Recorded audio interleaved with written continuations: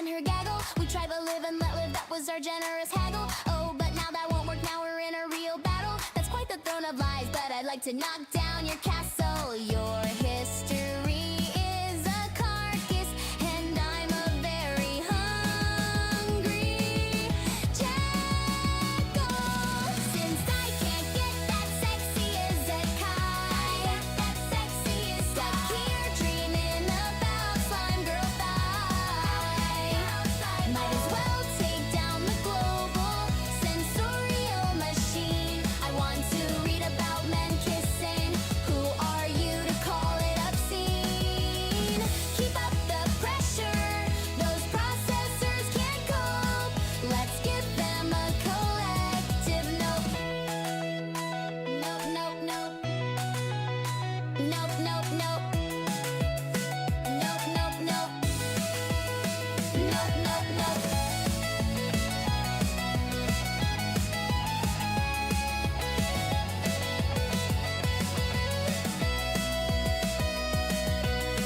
Keep up the pressure, those processors can't cope. Let's give them a collective nope. Nope, nope, nope. Keep up the pressure, those processors can't cope. Let's give them a collective nope. Nope, nope, nope. Nope, nope, nope. Nope, nope, nope. Nope, nope, nope.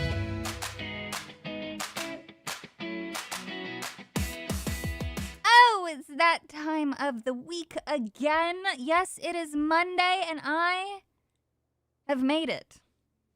I have made it here, and we are all gathered together on this glorious Monday to share in the laughter that is making fun of everybody else, because the world is burning, and probably the only way that we are ever going to get through this is just through with the power of laughter. Yes, games and stories, they all like to say the power of friendship gets you through it. No, no, no.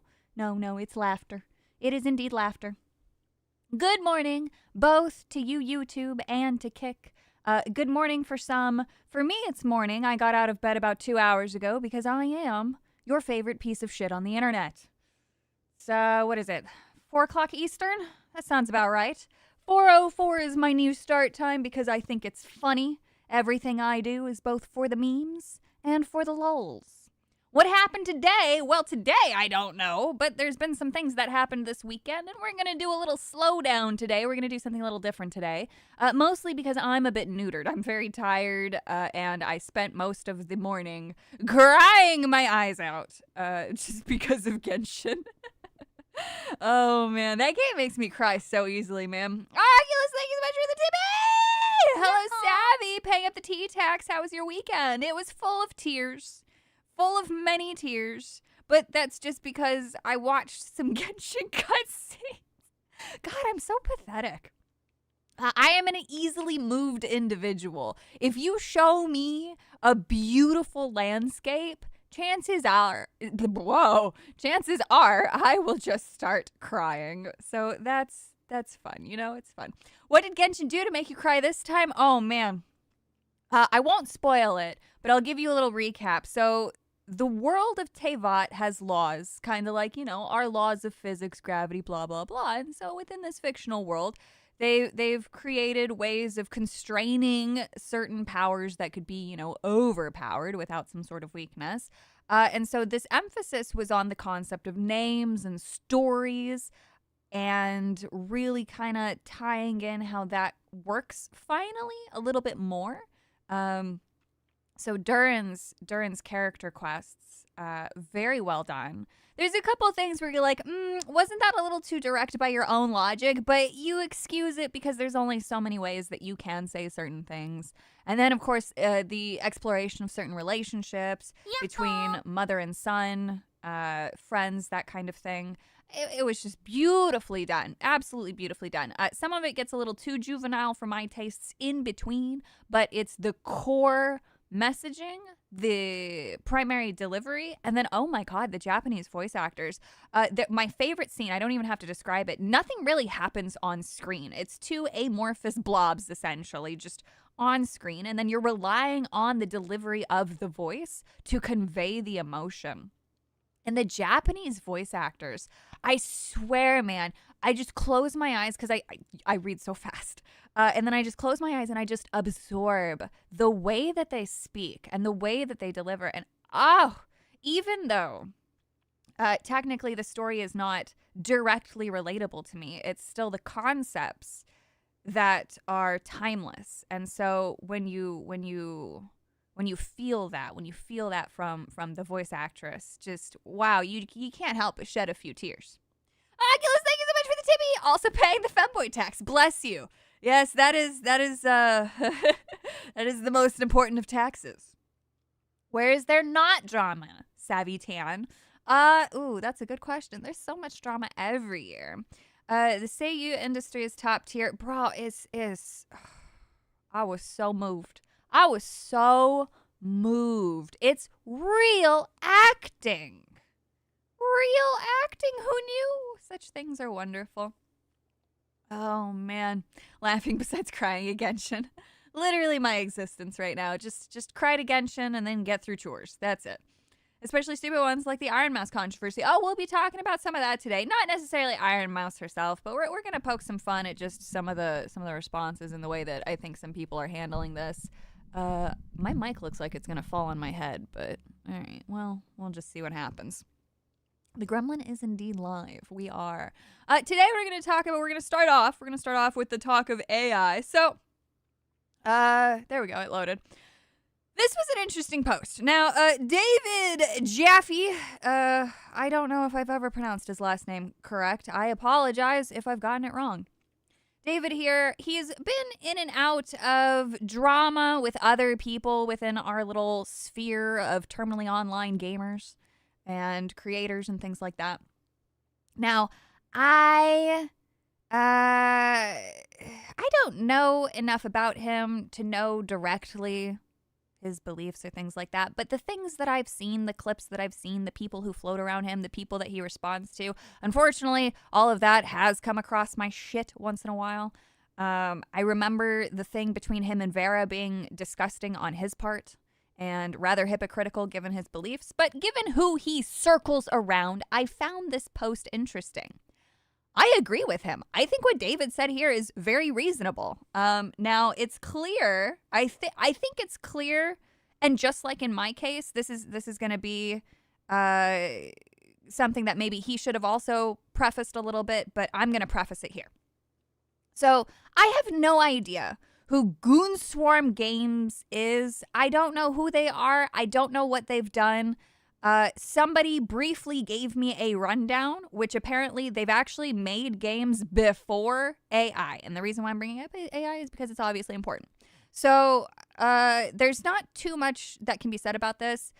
If they lied, obviously bad, right? I hate liars. Liars suck. But essentially, this post, the Goonswarm studio, is actually irrelevant for how we're going to talk about David's words. So David Jaffe, I don't know how to say his name. I'm so awkward with names, man. So he's a game designer, director, Drawn to Death plus Twisted Metal, Drawn to Death plus Twisted Metal plus God of War plus Calling All Cars plus Mickey, the plus being and. Currently hosting shows at David Jaffe Games on YouTube and Patreon, right? So he went from game maker to commentator. And so that's what we're focusing, right? His response and who he circles around and cultivating audiences. Actually, the theme of today will be cultivating audiences, which I didn't actually mean to do. And that just occurred to me that's how it's going to go down. Thank you so much for membership, joining, and renewal. Matthew Fashion, thank you so much for joining. And Northern Llama, thank you so much for continuing your membership. Please enjoy. Good evening, my hazel-eyed, non-Egyptian, normal-footed queen. I am so triggered. So, Goonswarm puts out a thing. They basically are shutting down their studio because I guess they were very reliant on the publisher and the publisher doesn't want to gamble. I guess that's the gist of it. Again, situation mildly irrelevant. But apparently they were using AI-generated work. So David says, so fucking gross. Don't like shit with AI, then don't buy it. But 95% of the population does not give a shit about the art. Of course, most people want legal checks and balances and a protection as AI guts almost all workforces. And it's a shame that these guys, whatever their quality, were made to believe online gaming culture like this is anything but childish and shitty. I respect if you don't like games with AI, but no one needs you policing games that are clearly not for you. Makes it worse that it seems at least that 50% of the complainers are always people who say they are artists in their bios. The ship has sailed for most people looking to get into that field. It's the way it is, and it sucks for you and I. It sucks for you, and I get it, but Jesus, grow up. Now, I agree with what he said. What he said is absolutely very true. There are games out there who aren't going to be made for specific people, and they don't need to be policed by constant complainers. But I find it to be a little bit ironic given who he spends his time with and what they feel entitled to do. However, I'm going to draw it back to his core arguments here. So fucking gross. Agreed. Don't like shit with AI, then don't buy it. Absolutely. But it's also important that maybe the company or person is at least mildly honest. However, nobody asks somebody to disclose whether or not they're using Clip Studio Paint or Photoshop. So how do we get to honesty without being tyrants? That I don't know. I do believe that I like Steam in the way that they do it, where you have to disclose that AI was used. But I believe that their system is rather vague. So let's say you just use AI to do some of the voicing. Maybe the voice actor that you hired died, right? And they signed a contract to allow you to use their voice through AI. Well, you'd have to disclose that. And the capacity, I think, does matter a little bit, at least to people like us. But at the end of the day, what he says next is actually the most true thing that could have ever been said. 95% of the population does not give a shit about how something was created. That's the point that he was getting across here. Now, obviously, a lot of people online, it seems like a lot care, but in reality, when you compare it against the population of individuals out there who might be scrolling past the art or could potentially engage with it, they don't. And this is a cold reality. Now, he could have probably worded this a little bit differently because he has cultivated an audience of snowflakes, it appears, because if you go through and read some of the responses, I'm not going to put some of them on YouTube just because I don't know if I could get in trouble. Now, I don't know which ones are going to appear first, but some people took some very choice words with him. So that's the only reason why I'm going to be careful and not scroll down. I just don't want to get, I don't know, YouTube's weird. But you're free to go see this, right? So I agree with him. I think he also could have expounded on this a little bit better. But again, what he says is a cold reality that a lot of people need to hear. 95% of the population doesn't give a shit. It's not necessarily because they don't care about artistic integrity or things like that. It's just, what is their entertainment? Was it entertaining? That's it. That's it. So AI is not gutting workforces yet. It's gutting things like HR maybe, but in terms of like entire studios being replaced, no, it's nowhere near there yet. Will it be?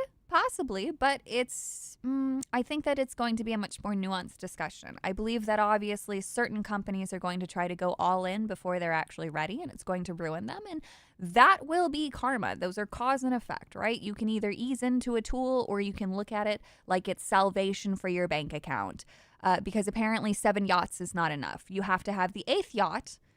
I digress.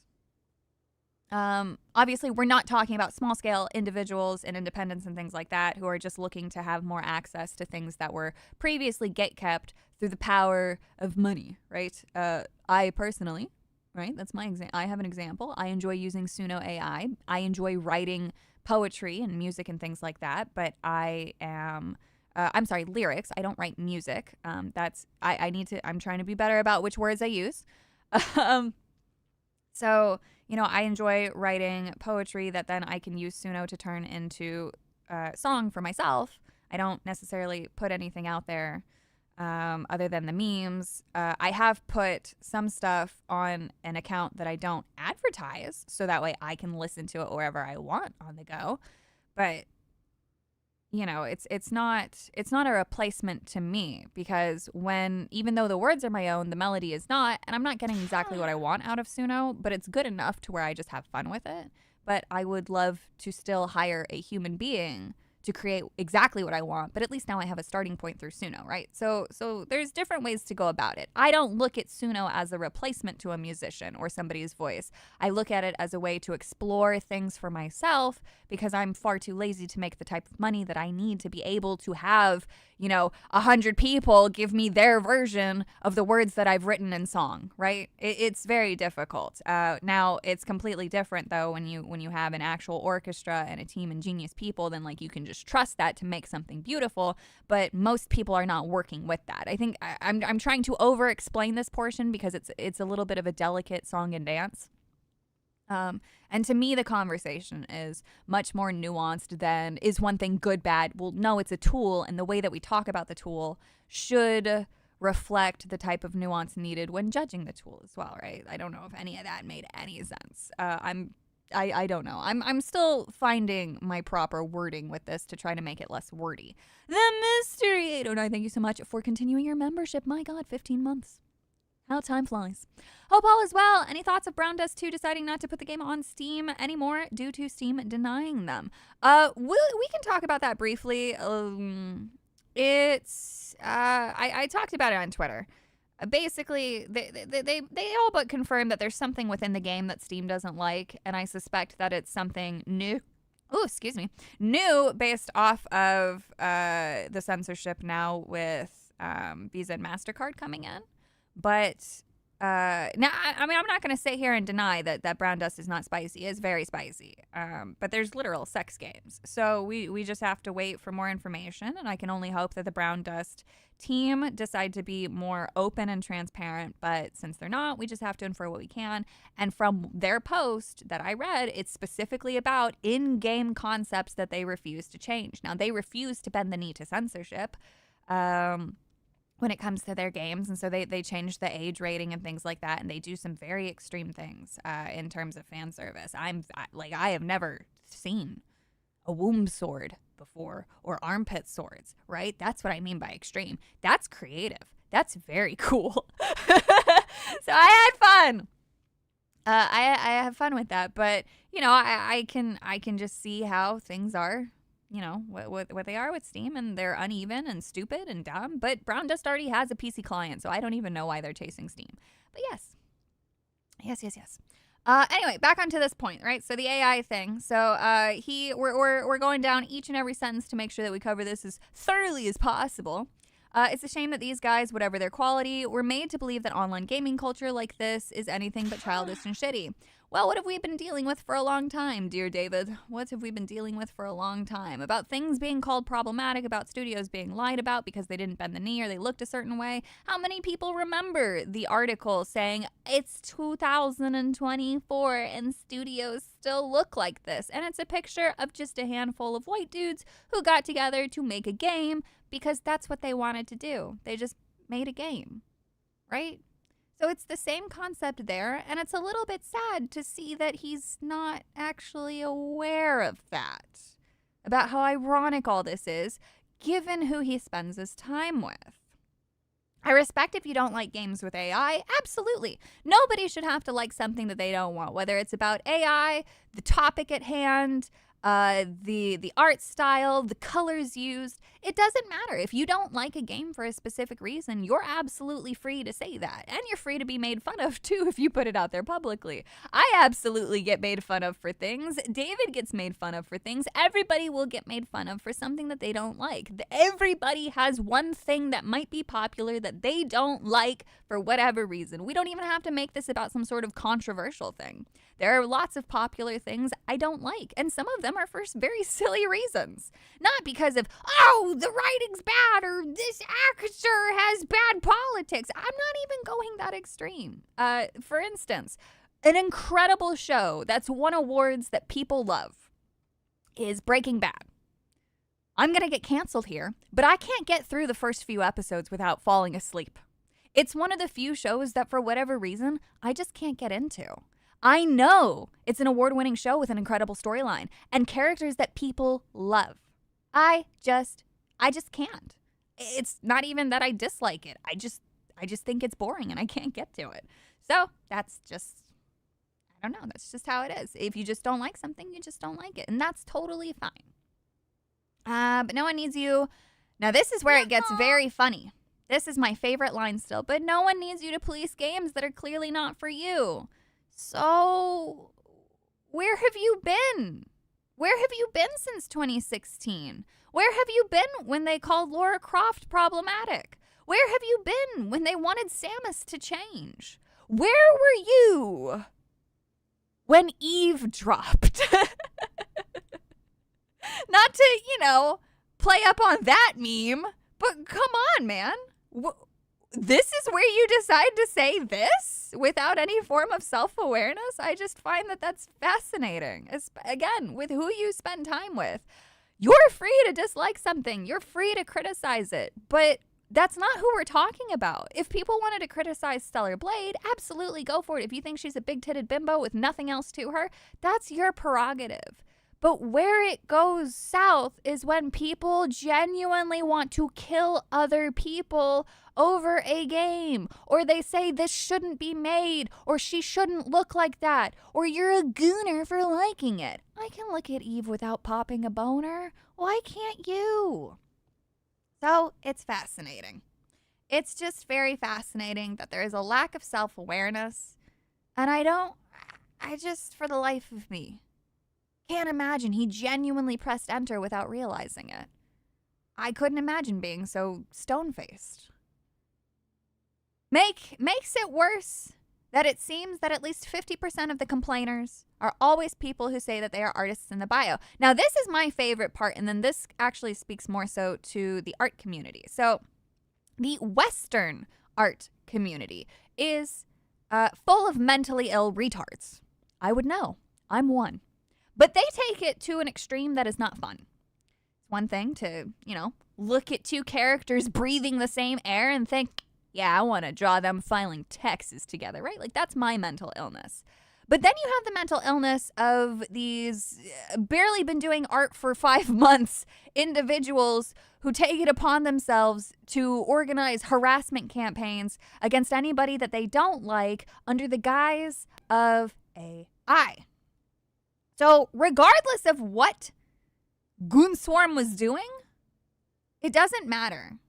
Because those people will always accuse somebody of AI. They just will. They are shitty human beings who serve no purpose in this world other than to be a burden to the rest of us.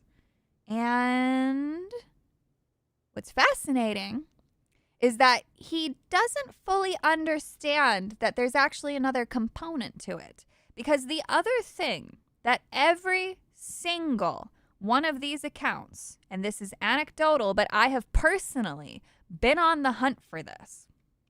I have never once found a single individual who actively harasses artists with artist in their bio identify as anything other than a leftist. I have been desperately trying to find, because I am somebody who likes to balance scales. I try to be fair, even if people think I'm not. Believe it or not, I enjoy shitting on anyone who I deem beneath me. And I think that anybody who tries to harass an artist over AI claims that are most likely untrue is beneath me. I don't need your politics to match mine. If you harass an artist, you are beneath me. So, how is it that I have never once found a Christian or a right-winged artist doing that? There's demographics that are important there, and it's all Western. I have Japanese accounts deep in Japanese Twitter. I have never once seen there, and I'm not saying it doesn't exist in this instance, but I have never once seen a Japanese individual lead a hate campaign with death threats against another artist over an accusation that is most likely false. David, we should talk about demographics. I find it interesting. I enjoy talking demographics. We can talk about the demographics you don't like too, David. I hate everybody equally. If you are a shitter, you are a shitter, and that's it. So I just found that very interesting. The ship has sailed for most people looking to get into that field. I'm assuming here he's talking about like art, but I'm not 100% certain on the direct translation on what he means for this bit. It's always the way it is. It's the way it is, and it sucks for you, and I get it, but Jesus, grow up. So this little bit, like, I understand the frustration, and it's the same frustration that I wish I could levy back against him and, like, make that known, because it's like, oh, really? Grow up, you say? Have you considered turning around, not to the mirror, but to the people behind you who you talk to? Oh, but yeah. So it's a strange thing. It's a strange post. It's a very strange post. Savvy, you're a rage shitter. I do rage while I shit sometimes, actually. That's quite funny. Daniel, thank you so much for the 5. Pro-anti-AI debate is funny to me because it's largely irrelevant. Actually true. Humans don't uninvent things. We're living in an AI world now. We best adapt. Exactly. And that was my first thought. Also, thank you, Backbone, for the membership. Please enjoy. So that was my first thought. When AI was first coming around, I actually made sure that I got into OpenAI's and every single beta that I could, alphas, betas, whatever. I contacted whoever the hell I could to be among the first to use. I firmly believe that just knowing how to use these tools is a massive leg up. I have made sure that I learned how to run it locally, use the web ones, and then when nodes started being popular, I started learning nodes. Nodes are now also very popular for Blender and things like that. A lot of tutorials will focus mostly on like the node aspect of it, and all that's translated for more control, and now they're trying to do like node controls for like layer control in some art programs, which is actually cool. All of that's starting to go a little bit beyond me because I don't fully see a difference. I understand that there is one. I just personally don't think that there's a difference from my workflow because it's not going any faster than the other methods that I use.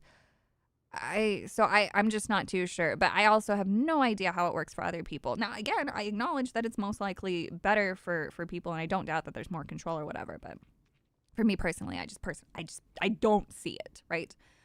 So yeah. So that's David's post. I agree with him, but goddamn, the irony is not lost upon me.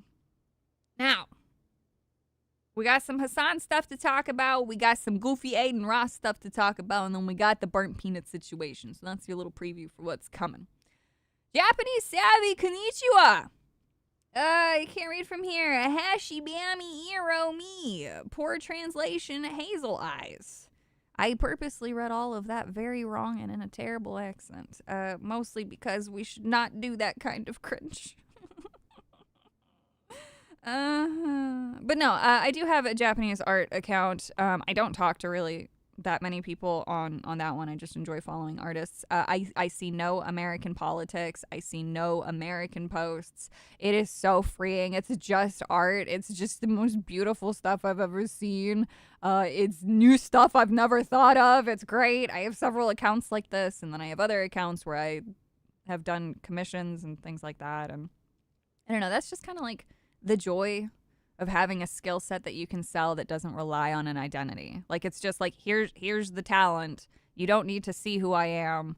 Just here you go. If you like it, you like it. And I use talent just as an arbitrary term, not saying that like I have a crazy amount of I don't know what's wrong with it. I'm so neutered today. I'm so fucking neutered. This is what happens when I'm emotional, man. I just start over-explaining for no reason, even though it's completely unrelated. I just get into this weird mindset of like, I'm so reflective. Cringe. So cringe. Is my Streamlabs busted? Probably. I have no idea why. Unlike those artists who fix problematic art, hate them. Oh. I didn't have any idea who the devs, artists, and VAs were back in the day. Self-awareness is cringe, that it is. We like the over-explaining savvy. It's something. It's certainly something. You're cringe but free. It's true. I am very free. Also, hello, Light Ferret. Hello. So in this clip, we're going to explore more on the concept of cultivating audiences and public perception. Hassan says he's happy to be called a dog zapper rather than a terrorist. I think we should fix that. He's a dog zapping terrorist. I love getting up on that stage. That was so fun. My God. It's true. You really Did you hear me? do. Yeah, you did great. Oh, thank You're you. very good. I was I loud. wanted to thank you. Not because of all the controversy and stuff and no one yelled at me, but because there were jokes in the monologue that you had about me and Kaya that I had, of course, said yes to ahead of time. But Hold up. Hold up. Hold up. Hold up, Chad. Hold up. Is he saying this is about the stupid Stream Awards, right? He approved jokes about himself. They gave him the script to approve it. Excuse me? I just think that that's interesting. But it was cool because now I can joke about like the electrocuting Kaya stuff. So no one is calling me a terrorist. I can joke about abusing my dog, but at least no one is calling me a terrorist. You're right, Hassan. We do need to fix that. You're a dog zapping terrorist. Jesus Christ. I mean, how is this? That's the legacy that he wants to have. So now anytime that he goes on Piers Morgan just be like, okay, dog zapper. Like, what is wrong with you? Why are you doing this?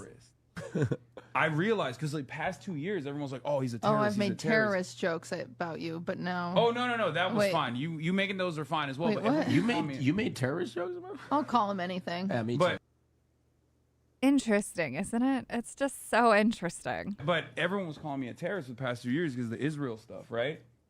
No, Hassan, it's not because of the Israel stuff. You can dislike Israel. You can hate their government. That's fine. Do you know why people call you a terrorist? Because you say that you should kill people. You post schematic weapons above senators that you don't like.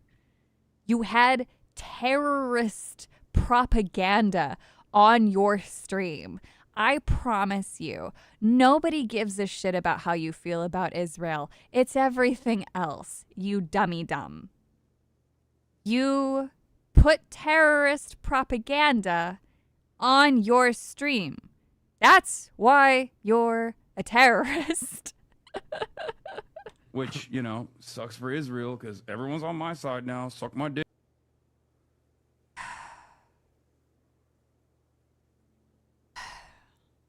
Hassan. Stop it. Nobody is on your side. What you want and what the average person want are fundamentally different. You just have to dress it up a certain way to look like that, even though you fail miserably because the act cannot be kept up for very long. People are just tired about hearing about it. That's it. That's it. People don't hate Israel. They don't hate Israel, the land. They don't hate Israel, the people. Government, sure. Government is the one who's choosing to do what it does. The government chooses to get involved in streamers and put out propaganda ads on YouTube for whatever reason while I'm just trying to watch Disney videos where old 90s and 80s animation is broken down. Like, why the fuck is the mid-roll ad about Israel and how much they love America? Like, that's weird to me, right? Like, I don't care who it is. I don't care if it's Poland doing that shit. I think that that's weird. I don't think that it belongs on TV, especially where like young people can see it. Like I'm so against place propaganda of any kind.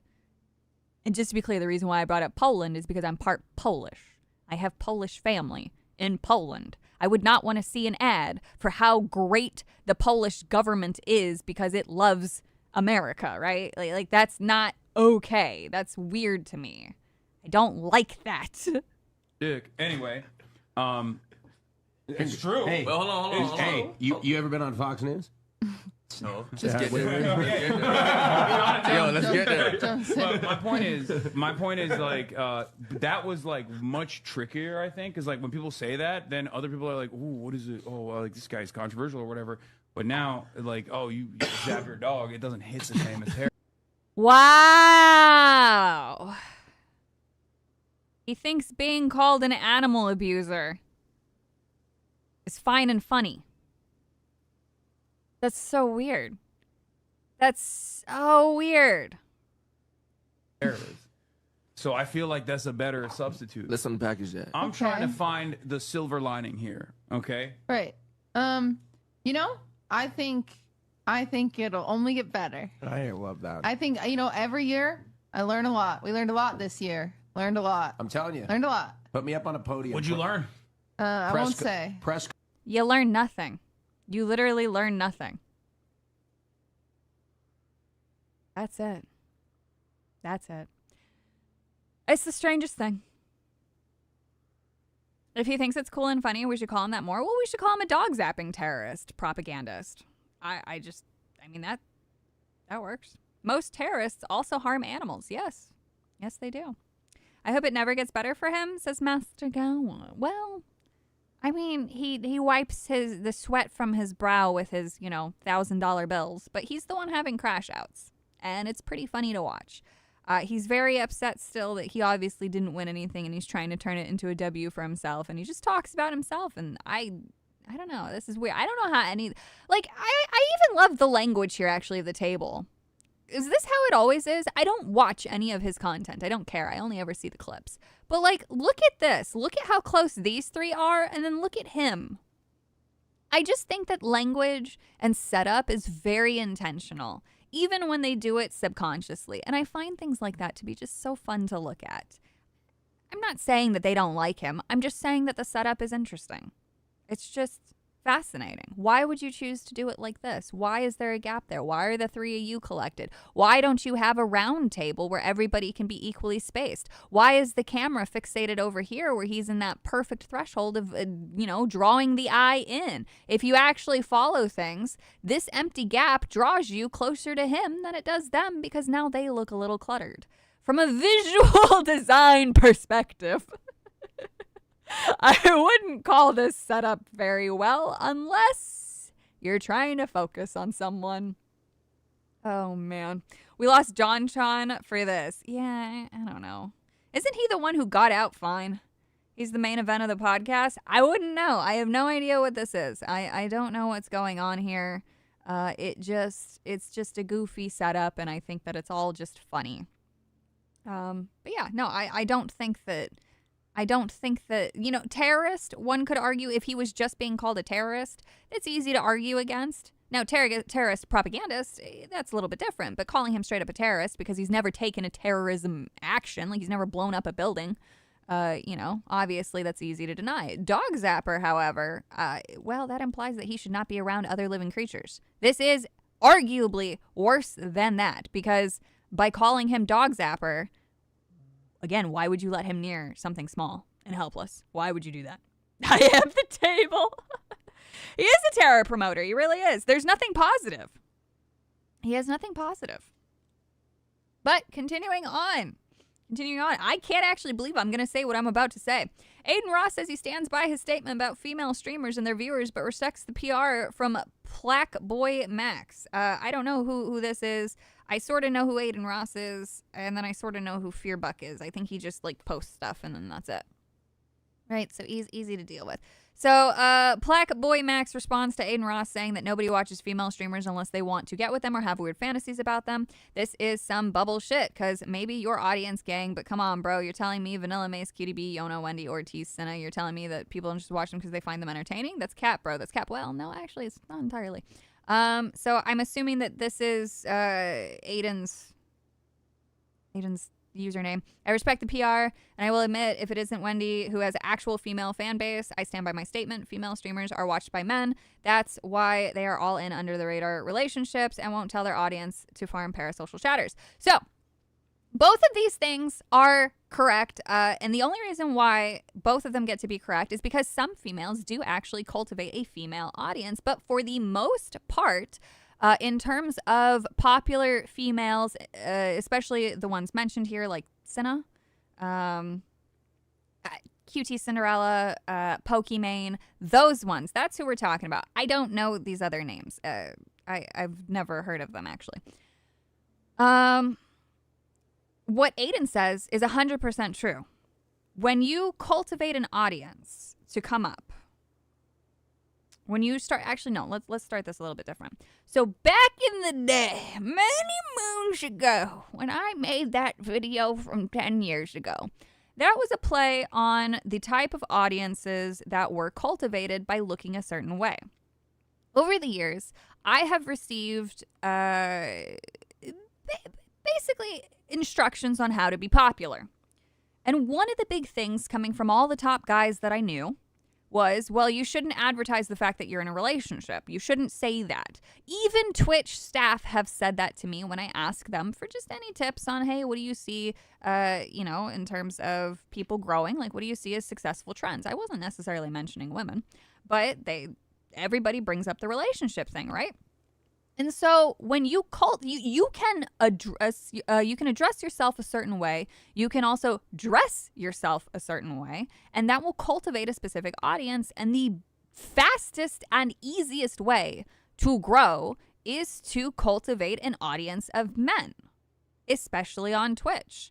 They're, more likely to support you. Females are not necessarily as likely to support a female streamer, because especially if they want to be streamers themselves, right? But through certain content, you can obviously cultivate a female audience. So, like, let's say hypothetically, I wanted to start a new YouTube video. How would I cultivate an audience of females? Well, I'd probably do very female activities like crocheting, do cutesy things, play Animal Crossing, for instance. That would attract the girls and the gays, right? I have a male-centric audience, but you hardly see me half the time, and I just wear hoodies. Nobody wants to fucking watch me to sleep with me or any of that shit because I flaunt the fact that I'm married. I'm very proud of that fact, right?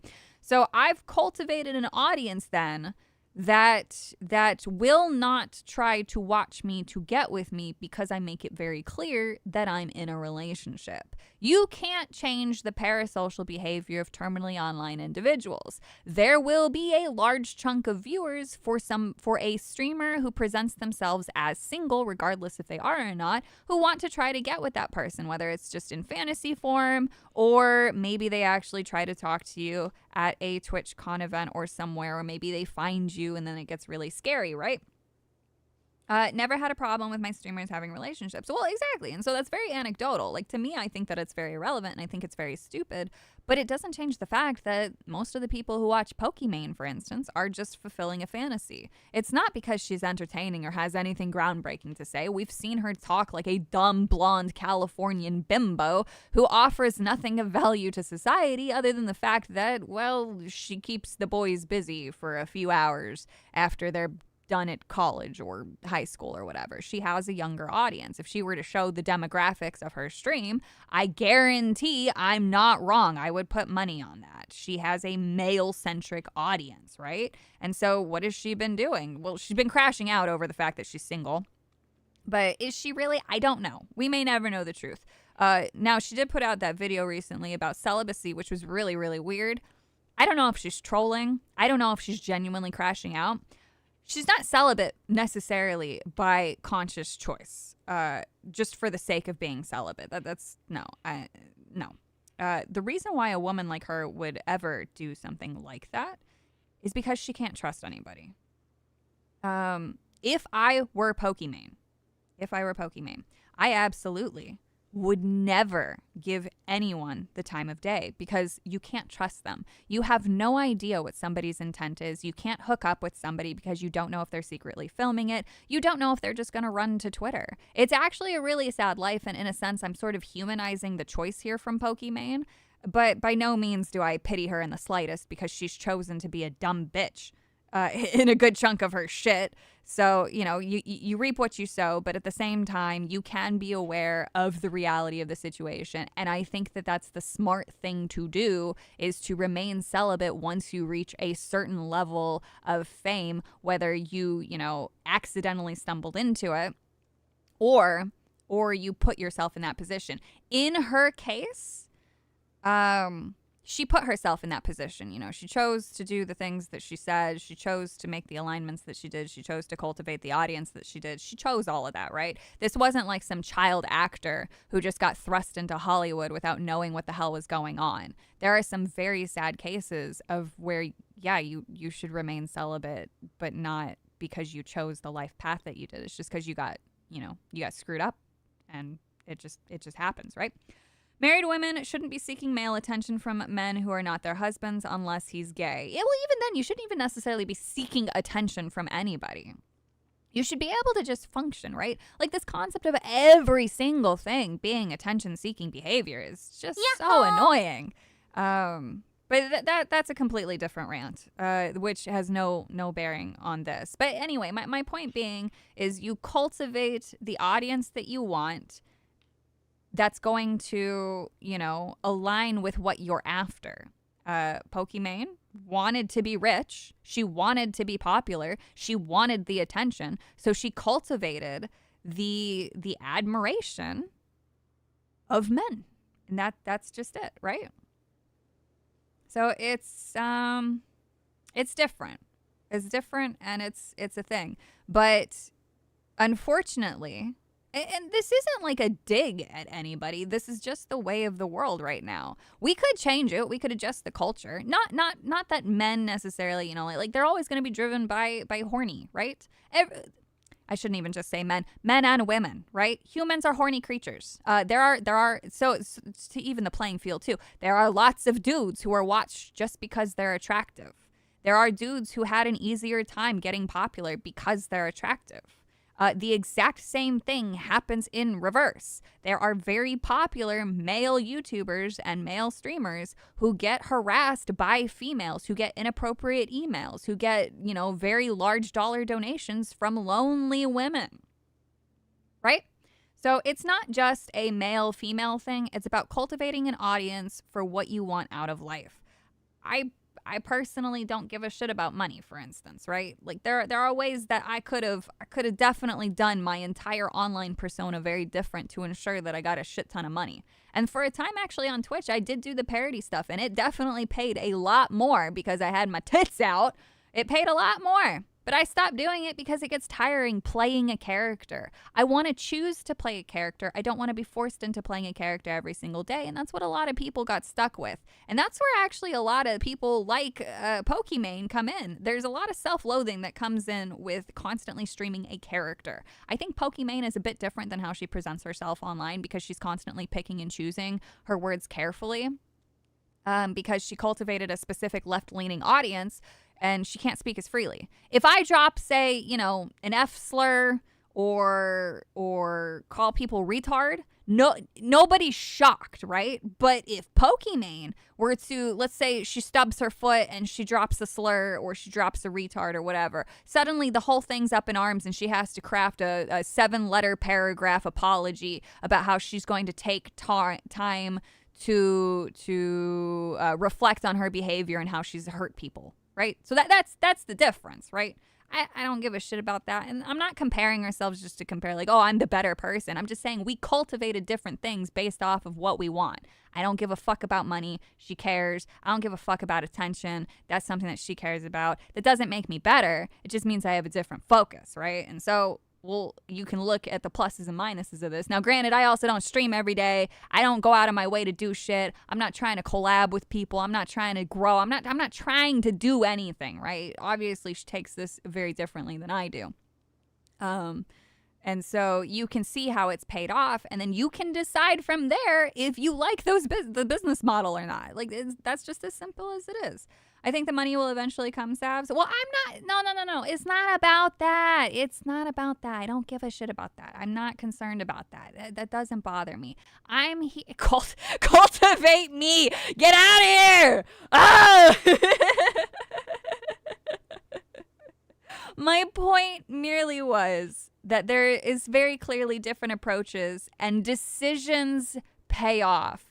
I choose not to stream every fucking day. She does. That's all it was. It had nothing about saying, I want money. I don't care. I don't care. If it comes, cool. If it doesn't, that's also cool to me. I'm here because I love the game. I'm here to laugh. And I'm just a basement-dwelling asshole with opinions. Some of which you agree with, some of which you don't. It's totally fine. I don't care. Water savvy to cultivate her.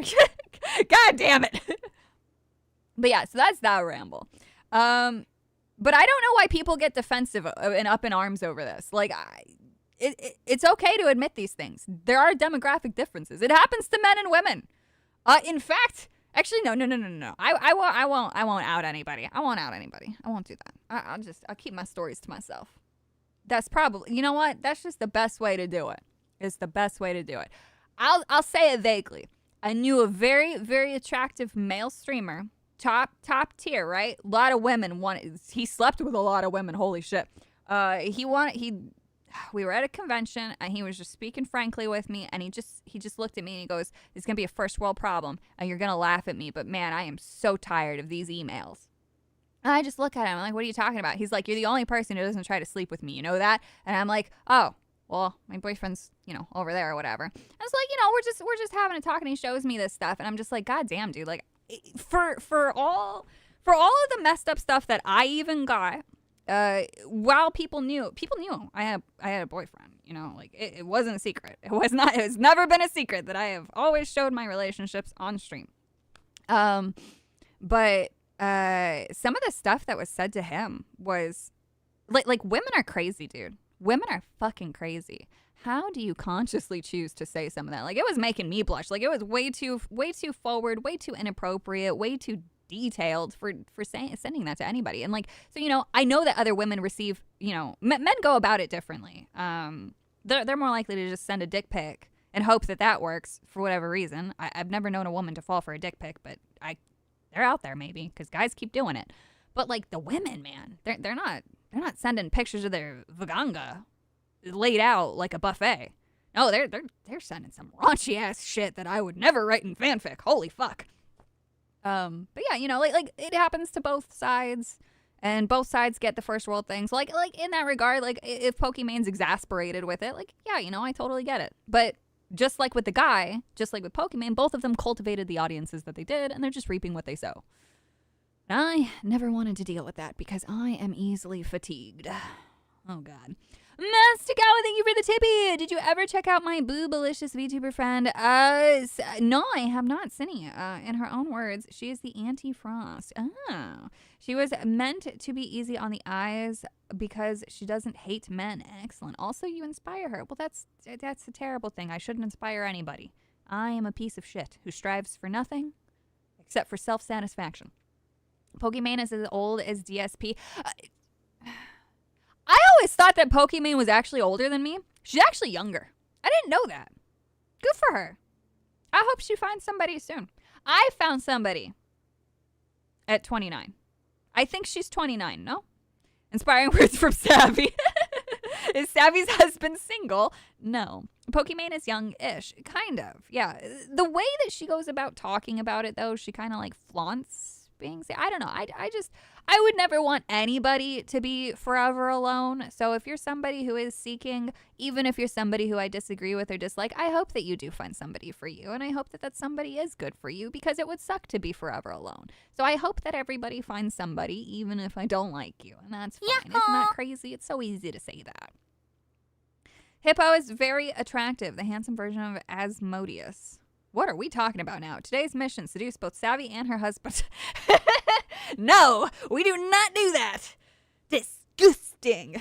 It's Gundam, I'm calling it. Yes, Gundam showed me, we got together many moons ago, and he showed me the emails. Yes.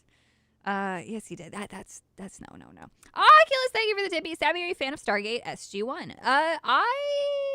know of it. I never watched it aside from like random episodes that somebody else had on. I'll say this, Pokimane is as old as Melanie Mac. Melanie Mac is older than I am. Pokimane.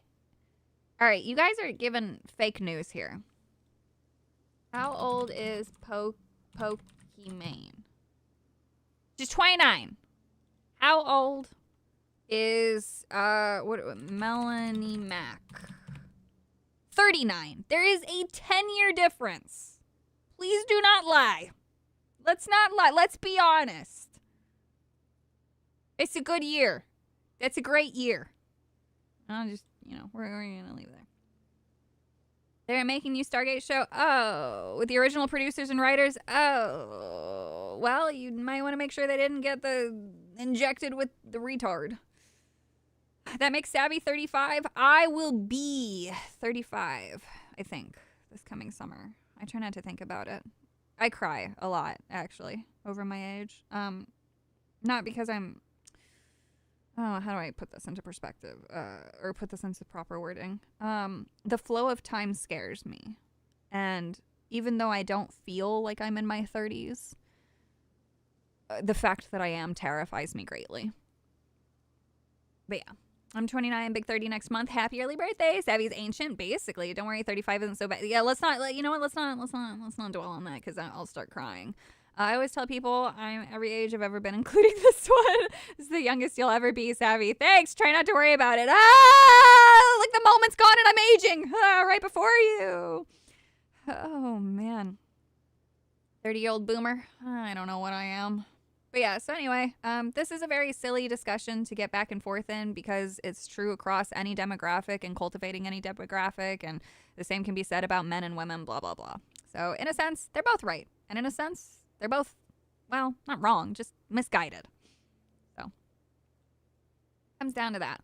Now for the topic that everybody's so excited about. Peanut. I'd like to start this off by saying I enjoy the Peanut. I like seeing the clips of him on the Tickety Talk that my husband shows me. I think he's funny. I think he's a goober. Burnt Peanut sits atop the most watched VTubers for the list of number one for the first week of December. I like how Yeet is digging into this. I really do. Now,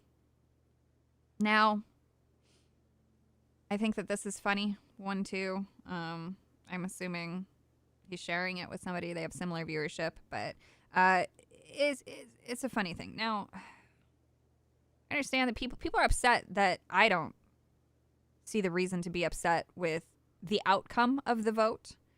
A lot of people have been actually like half roasting me on it, but that's because my energy and where I view the logical choice to put energy into is in the production team. Peanut himself is on record saying he's not a VTuber. I think words should have meanings, and I think they should be respected. There's a lot of people promoting their toxic positivity, just being like, stop gatekeeping. Like, some very popular VTubers are just trying to be like, oh my God, like, he's a VTuber. Like, it's totally fine. We should celebrate it. Like, he himself said that he's not a VTuber. And he's not. He's not part of a VTuber community. He's not, he doesn't represent any of that, right? I think that the Western world has done a lot of harm, actually, to that word. And it's kind of goofy. I think words should be respected. And he acknowledges that he's not. But at the end of the day, it doesn't matter what he said, who the community voted for, or whatever. Because at the end of the day, it's on the producers to have self-aware respect for the VTubers, right? So it's the people in charge of this show who should have said, hey, look, he himself says he's not a VTuber. Would he like to be removed from this category? And would he like to go to, say, funniest streamer? Or you know what they could have done? You know what they could have done to make everybody happy? And then people will see this as like, wow, you're just, somebody's going to make a parallel to this for identity politics. But the funniest thing that could have been the outcome for this, and what would have actually celebrated everybody, people are definitely not going to like the fact that I'm trying to find a solution to make everybody happy. But, like, genuinely, Peanut is fucking hilarious. Peanut deserved to win an award. Peanut has a lot of viewers. Peanut, objectively, is a very quick rising individual in his fame and popularity around the world, right? I think it would have been funny, hilarious even, and in the spirit of all that is streaming, to put him in his own fucking category and call it the Peanut Award. Because at the end of the day, he is putting in the time and he's funny. It's funny. And then you still get to respect VTubers. Like, he doesn't consider himself one. Respect it. It's fine. I think it's funny. It's all funny. It's all funny. Right? But that could have done something. But I think the more egregious action, if we go to me, and then I don't think I've retweeted anything naughty. Oh, I did. Oh, well, that wasn't really naughty. That's this. Is this bitch? Hey guys, I'm super excited to present this next award. Could you be any more bitchy? This, again, comes back to production. She's so over it. Her body language, she doesn't want to be there. Her tone, she thinks this is dumb. Ooh. That delivery was so... Ugh. The 5 VTubers in this And then she laughs at herself. category worked hard at mastering peak kawaii and ara Listen to the way that she says kawaii. and ara mastering peak kawaii and Like, you can't tell me that that inflection right there isn't maximum sarcasm. ara aura farming. Look at the body language, the bounce, the nudge to the side. Here are the Look at this. This face. This is not a face you make when you're happy, when you're excited. This is like, cringe. nominees for Best VTuber. Like, I'm sorry. This was disrespectful. Like, they don't like him. She's speaking in lowercase. She's not just speaking in lowercase. She's speaking in cunt. I would know. I'm a woman, and I speak cunt fluently. I, too, share this same level of sarcasm, but only when my husband is asking me to do the dishes. I'm being, I'm so happy to be here. So happy, right? Fuck. Thank you, 1992 Space Movie, for continuing your membership. To be honest, the whole Streamer Awards show is a lame and gay event to begin with. Streamers aren't Hollywood, and they shouldn't act like Hollywood. No, I agree. The whole thing is goofy. Imago Luis, thank you so much for the tibby. As a Tarkov player, I'm glad to see someone win from the community. Hell yeah. See, there you go. That's all you need. I don't know. I think that the whole thing is just... yeah. High school paints it perfectly. This kind of petty behavior is something that you really only find on Twitch. I don't have these issues on YouTube. Do the cunts exist on YouTube? Absolutely. But there's so much more going on, and YouTube isn't kind of dependent on circles as much because, again, YouTube much larger. And just that's just in its scope. And I think the company is actually genuinely just larger. But, you know, like it's easier to avoid, whereas this shit happens. But at the end of the day, all of this is on the production team. It's on the individual hosting it, and AT&T should be ashamed of themselves. I can't believe that they were willing to work with something so low tier. I have never watched the Streamer Awards. I didn't realize how bad they were. But goddamn, dude, they're fucking embarrassing. Anyway, our boy Yeet's awesome. He's always keeping up with shit. Oh, here we go. XQC explains the difference between clout and fame. Isn't that the truth? Isn't that the fucking truth? I hate both of these things. I know that I've spoken on this before. This is such a first world problem too. But like, you know, there are people who actively chase things, and then there are people who just kind of stumble into them. It's a scary thing. It's a scary thing to be poked at, prodded, always having all these eyes on you. Like, there are people who like hate you, who you don't know exist. And I just think that that's such a strange thing. And as I've gotten older, like I used to, when I was younger, when I was in my teens, I'd be like, oh my God, I hate Justin Bieber, right? Like, did I really hate him? No, I just didn't care. And then I was just getting in on the popular thing and just making jokes at somebody else's expense. But, you know, as I've gotten older, now that I'm, you know, twice that age, you realize how misplaced that energy is. And you sort of grow up, right? And this whole, the clout and fame thing, like, I feel like that there is a good chunk of individuals in Hollywood who do enjoy the attention. But I think if you were to have a genuine conversation with them, and I've sort of loosely had this conversation with a few people who are like actually famous, they prefer the privacy. One of the more interesting conversations I ever had with someone is that they appreciated that I asked questions that were pretty readily available to find. Now, there are some actors and actresses and musicians who will get annoyed that you don't already know things.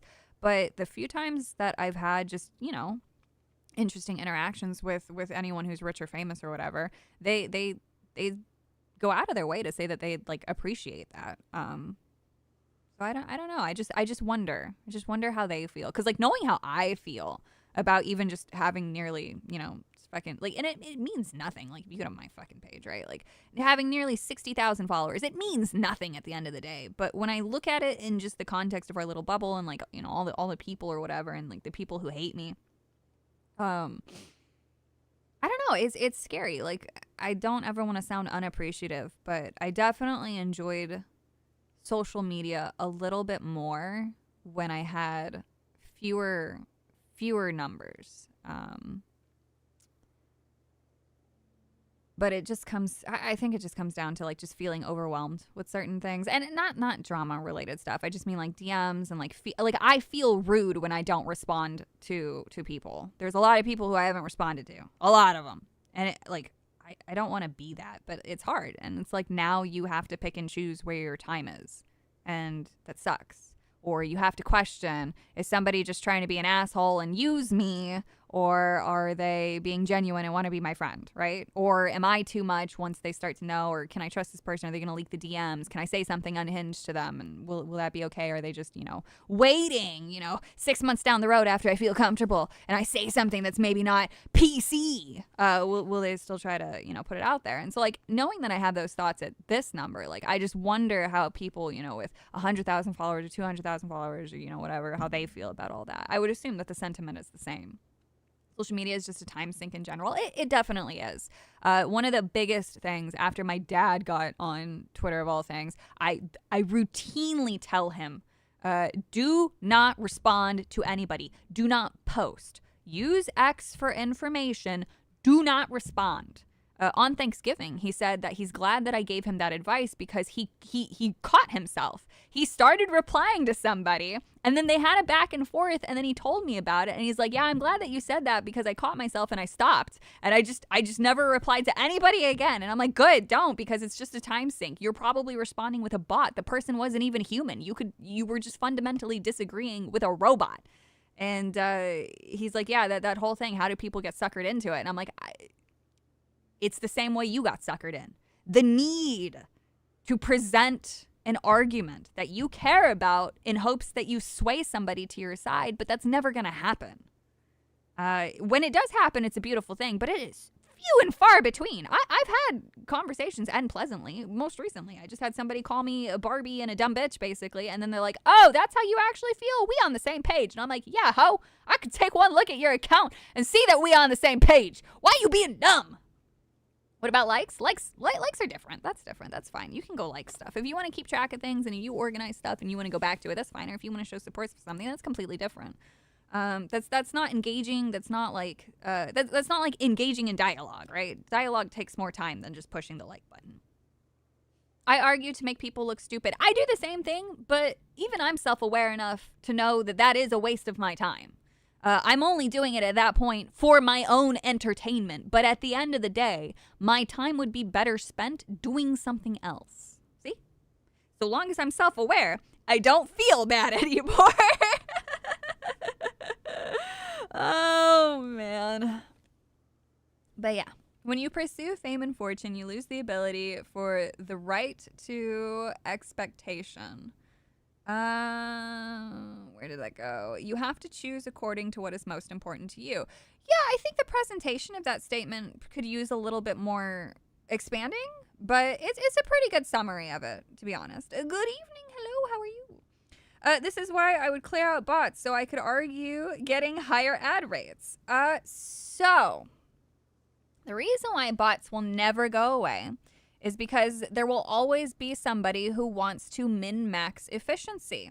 And on top of that, if the bots went away, every single platform, all of them, this is not an X problem, this is not exclusive to Twitch or not exclusive to YouTube, every single platform, whether you like it or not, would drop its user base dramatically, drop engagement dramatically, and thus the ad revenue would be far less. Yes.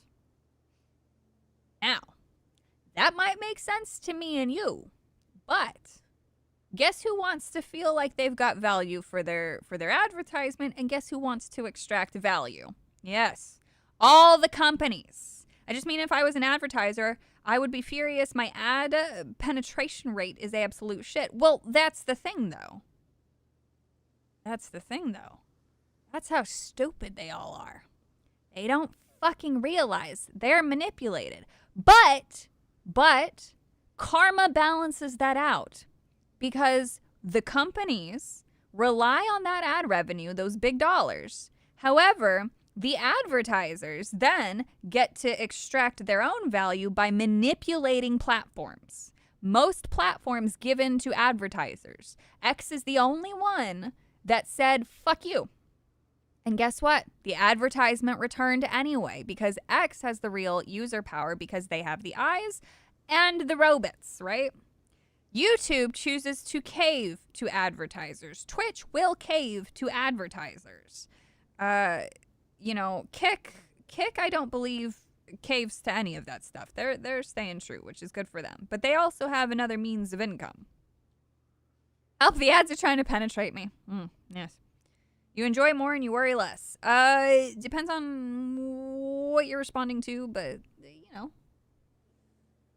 that is the joy for life, isn't it? But yeah. Are you surprising them with the papaya in your shorts? Hey now. We don't talk about my glorious papaya. Kicks Gamba addiction. I don't want, you know what though? Everybody got that Gamba addiction. Gamba makes so much money. Twitch is like, hey, advertisers, put your Gamba on my shit.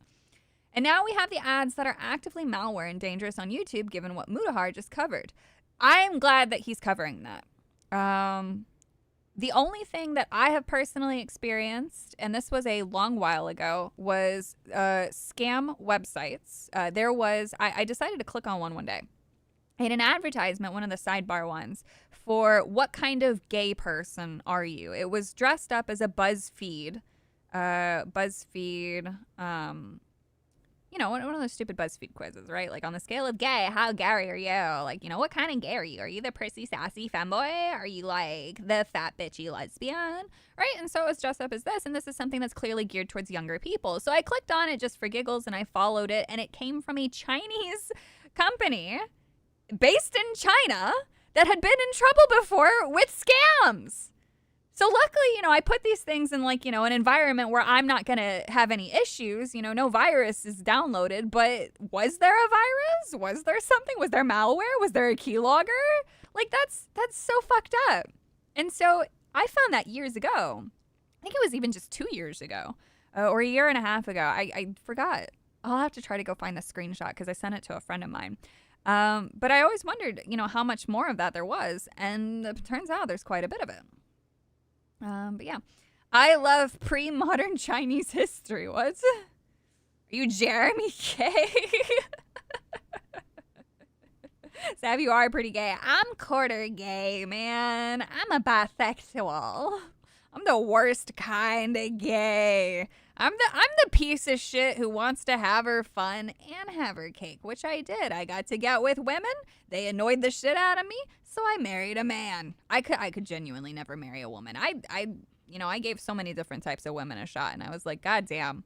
Because when I'm with a woman, I'm the dude, right? I'm the dominant personality. I couldn't handle being the non-dominant personality when I was with a woman. I tried it once, didn't work out. Lasted about 3 days. Being dominated by another woman. Holy shit, that was terrifying. But fuck, she was hot. She was my vampire queen. Oh god. Now, it also didn't help that she was crazy. She absolutely embodied all that is big titty goth girlfriend. Like, she was tall. She had big tits. She's fit though. Oh my god, she's the one who gave me my first cigarette. There were never any strap-ons in my relationships. Thank fuck. I don't believe in that. But yeah. Yeah, Savvy, by the way, I saw a really bad movie lately on Netflix, and no, it wasn't a Netflix original. Wait, what? It was the musical Mean Girls. There's a musical for Mean Girls? I haven't watched it the whole way through. Oh. Savvy's still wondering what kind of gay she is because that fake ad let her down. It's true. It's true. I got let down. I'll never know what kind of gay I am. God damn it. I want to know. Oh man, no, but yeah, there were funny times. High school and college were funny. But yeah, turns out everything worked out. So, I love your Twitter profile pic. So good, dude. Somebody thinks I'm an actual man. What the fuck? You still have pics of her? If I did, no one would ever see them. That is rude. You do not show people your ex. Oh dear. I believe in no kiss and show. You can tell. You can have all the fun stories that you want. I'm sure people have told some stories about me, about how goofy and awkward I am, and I'm probably the laughing stock at the bar, which is totally fine. It's fucking deserved. Just because I got, I speak highly of some of the things that, like, I've experienced, like, in terms of, like, yeah, like, I did that. That's crazy. Isn't that stupid? That's a dumb story. Meanwhile, I'm sure that the reverse is probably, like, my vampire ex going, like, oh my God, she was so fucking weird. She's so shy. Like, she try to be like, talk a big game, but she's so shy and meek. Like, ugh, her in bed, forget it. Like, I fully expect it. I'm fine with it. I think that's funny shit. I think it's funny. Because here I am, like, she was crazy, but she was good. I don't think she felt the same at all. So don't worry. It was a mutual, like, breakup. Oh, man. Oh, Savvy is the man, not a man. Subtle, but important difference. It's true. Oh, man. I bet Savvy is super based. I mean, you get what you see. Are there some things I got based opinion on? Yeah. Is it based to be a yaoi-obsessed freak who never wants to leave her basement? I don't know. You decide. I want to meet Savvy. Like, man. Would be funny if the goth chick was actually Kirsch. There's no way. She would not have been able to keep that a secret. If that was actually one of my ex-girlfriends, there's no way that we wouldn't not recognize each other by the weird noises. There's no way. Savvy, have you seen a show called The OC? Isn't that a chick flick? It's about a troubled kid who moves into a rich Orange County neighborhood. Yeah, don't people really like that shit? Like, isn't it like some sort of chick flick with a bunch of drama? I don't know. I just remember old women watching it. So it wasn't a salamander. Oh, dear. Savvy's such a precious hunk of a man with a beard. I really am. Gambling is terrible. Gambling is terrible if you do it too much and you gamble away your home. Anything is terrible in an addictive state. Eating too many tomatoes, very bad for you. Eating too much kale. Actually, kale in general, fun fact, it's recently come out that thanks to that stupid blogger in New York who was bored, a lot of people started developing kidney stones, and now people figured out why. It's because of the promotion of kale. Kale is high in oxalates, so high, in fact, that if you eat it every day for a year, your chances of developing kidney stones is increased by a fuck ton. That is the scientific terminology. So cut back on your kale. cut back on your kale if you care about your oxalate count. Make sure you get that tested too. Kidney stones, because you got to pass them through your fucking pee hole. Very painful. Please try to avoid that. Kale might be considered a superfood because it's got some shit in it, but the stuff that you have to do to kale just to make it edible, not so much on the good scale. In fact, it turns out that maybe consuming large amounts of vegetables was very bad. But so far, we haven't had new science come out and say like potato are bad. So like steak and potato, man. Meat and potato, the best. Cut back on kale and eat more sumac berries. Actually, berries in general are very high in sugar, and you should not eat berries too much. Either. You don't want to have a high, you don't want to induce those things. Madney, thank you so much for the tippy. MIO, women can change their sexual orientation at will. Men are typically born one way or the other. It's not so much that women change, it's that, what is a good way to put this? Women are, it's more socially acceptable, right? So when you're in high school or you're growing up, or when I was growing up, you would see the excitement around the advertisement of two women kissing. And then as you discover the internet and you discover that the most popular pornography is women kissing, women are more emotionally, accepting to each other, and a woman's lips are very soft. There's no denying that. But women are just more likely to engage in experimental behavior because it's more socially acceptable. Whether or not that means that they're actually gay or not, that's completely different. There are women who obviously are born with proclivities towards the vaganga and not the pinor. So we're not talking about that. But for the average woman, it is, it's less damaging if she were to kiss a woman than if a guy kissed, his bestie, right? Women are more sensitive to the environment. Yeah, right? So, if two guys kiss, then they're going to be called gay. But if two women kiss, well, they're not called anything except for the guy saying that's hot, right? Are you saying social contagion is real? It's real to a degree. The social contagion is not going to make you have a preference for the vaganga, right? That's going to be an innate thing. There's absolutely no denying that there is a social component to certain elements, but it only goes so far. Now, this is not bringing into account any form of abuse or darkness that happens to a child. I'm merely speaking about the gentler side of things and how it's perceived and why women are perceived as being able to switch their orientation when that's not the case at all. Like just because I kissed women doesn't mean that I just automatically hated penis, right? That didn't happen.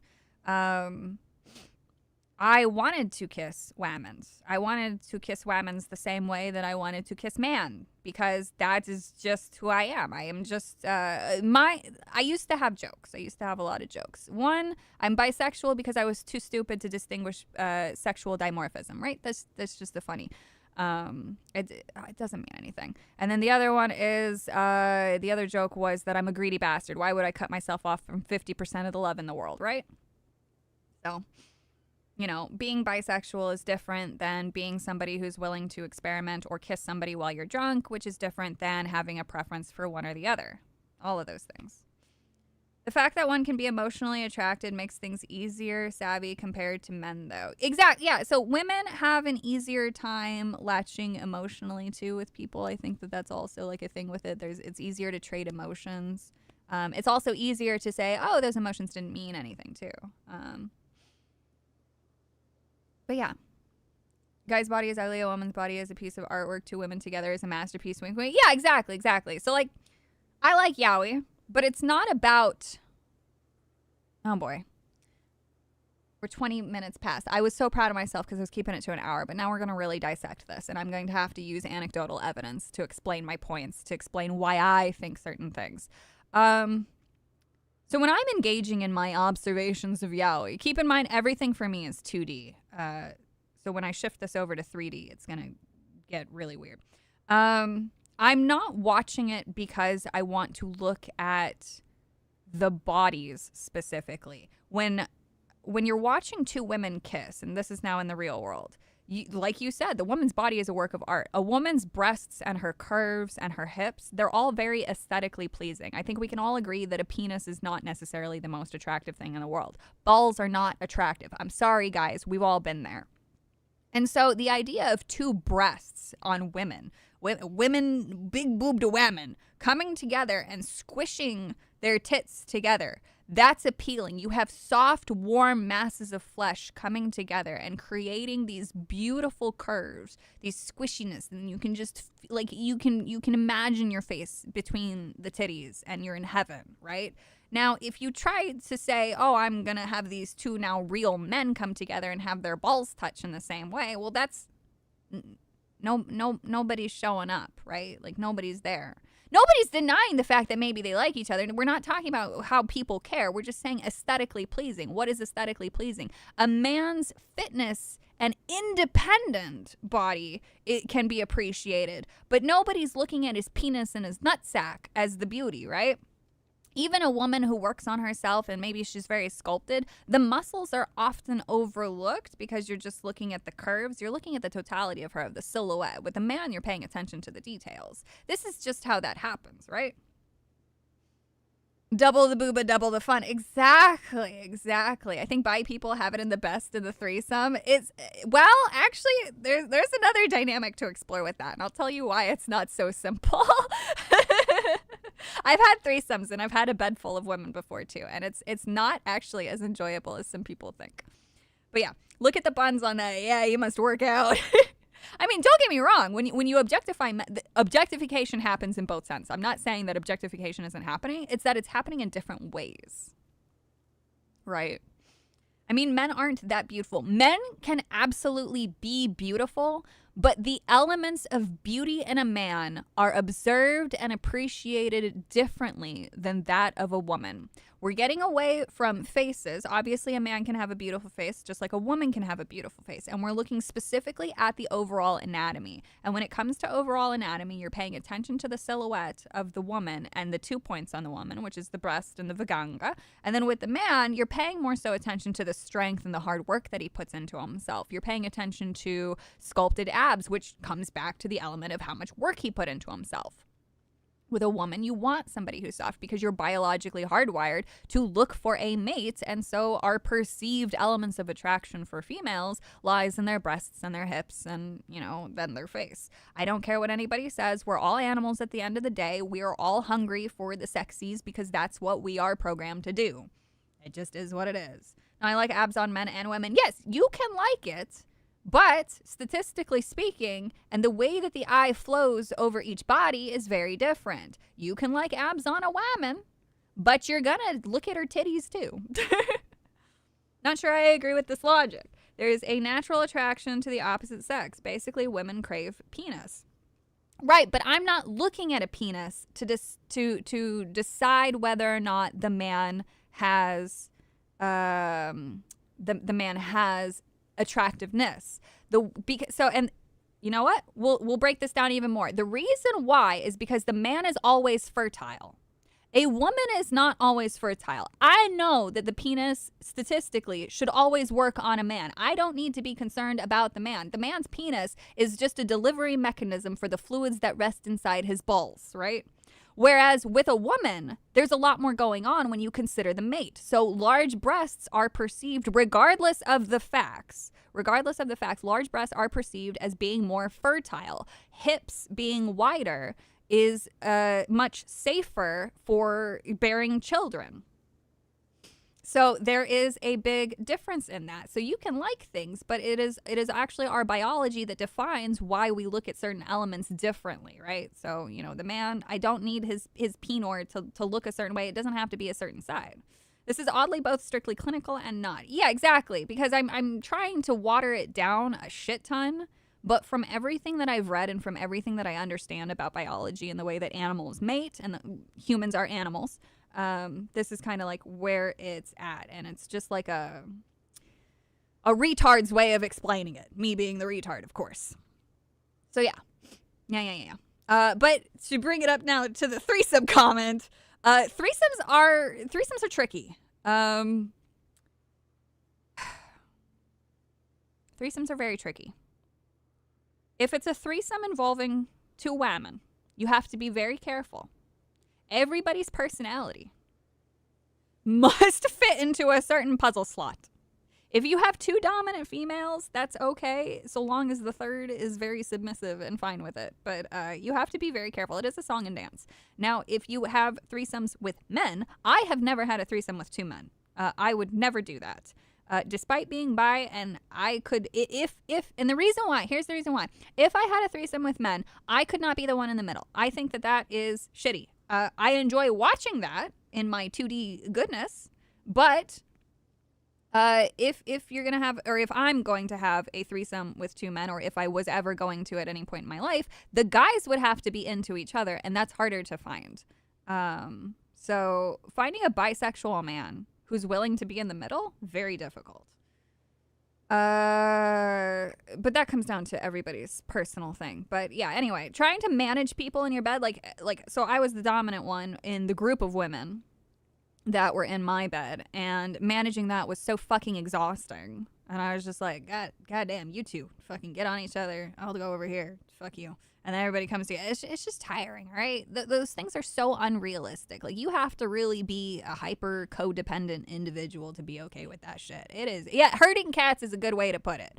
Threesomes, in my opinion, are too much work, and any more than that is too much work. I would have, in a sense, I wish my high school experience did have, I almost had two guys. I almost had it, but the one of them backed out and said he's not actually bi. But that I'm not gonna lie, that just stemmed from the fact that they were both very pretty, and I was really into yaoi. I'm still into yaoi, but I'm a happily married individual, and so I don't want to see any of that stuff now in real life. But yeah, three's a crowd, exactly, especially when the bed's small. Holy fuck. I am a bi boy myself, just want to say, but haven't had the luck of a relationship yet. Well, I hope that you do find the right person for you. I think that it's fine. Honestly, like, if we're talking purely science, I used to always think, why wouldn't everybody just be bisexual? We're all chasing the joys of the flesh, and then when time comes to breed, you just breed. But I'm also of the mindset that community raising is a good thing versus the way that we've been sort of doing things now. But I'm speaking purely in a biological sense. If I were to just consider animals in community and what is good for children and what would yield the most children. And I'm very much so like, in that sense, people can look at me and be like, wow, you're a fucking communist. It's like, well, no, I want everybody to still be an individual. So there's still people who, if they want to go get rich, they can, and their money is not touched. But, you know, that's just kind of like the funny thing when you start comparing animals, humans, behavior, and things like that. So my sock loves me for who I am. I think that's all that matters. That's all that matters. The reason it works in porn is primarily because it's not real and it's quite scripted. Exactly. Porn gave people the unrealistic expectations of threesomes and group sex. I personally think that all of that's very silly. But you know what? I tried it out. It was an experience and I'd never do it again. So I'm very much so a one and done person. And my husband is a one and done person, and that works for us. Animals, humans, and savvies, basically. I am my own creature. Not because I'm above anybody, but because I'm just fucking weird. Sharing a species with me, probably not the best. The problem is humans are too variable. We don't have a set string of instinctual guidelines like most animals. That is false. We actually do the opposite and all span out into a variety of strategies. We don't, actually. We are actually simple, stupid creatures. We absolutely are the dumbest, most predictable things on the planet. Do humans surprise us at times? Yes, the capacity of evil knows no bounds. That can be surprising. That is an outlier. But for the most part, we're a herd animal. We're very predictable. When you poke us, we don't like that. When you cut us, we bleed. We're easily trained. Look at the reward system that's been set up. You go work in a cubicle that's miserable, but you keep coming back because you got a paycheck. You're easily trained. We're monkeys and we're dumb. Exactly. We might have figured out shitting in the toilet, but not everybody has. I hate to say it, but there's a large chunk of the human species that hasn't been potty trained yet. That's how stupid we are. We as a species are fucking dumb. And that's okay. You watch Kino Casino. Why do you keep asking me this? I watch them on occasionally. I see the clips, and I think they're very funny people. They still throw their shit. Yes, aside creating nuclear fission in mathematics and television. Yep, you're right. No, well, that's the thing. How does any of that defy our biology? We're still driven by the need to mate. The individual who came up with nuclear fission, he still fucks. He still gets mad pussy. If he saw some nice tits walking down the street, he'd go, Guten Tag, motherfucker. I have no idea who made nuclear fission. I just wanted to use a different language because it was funny to me.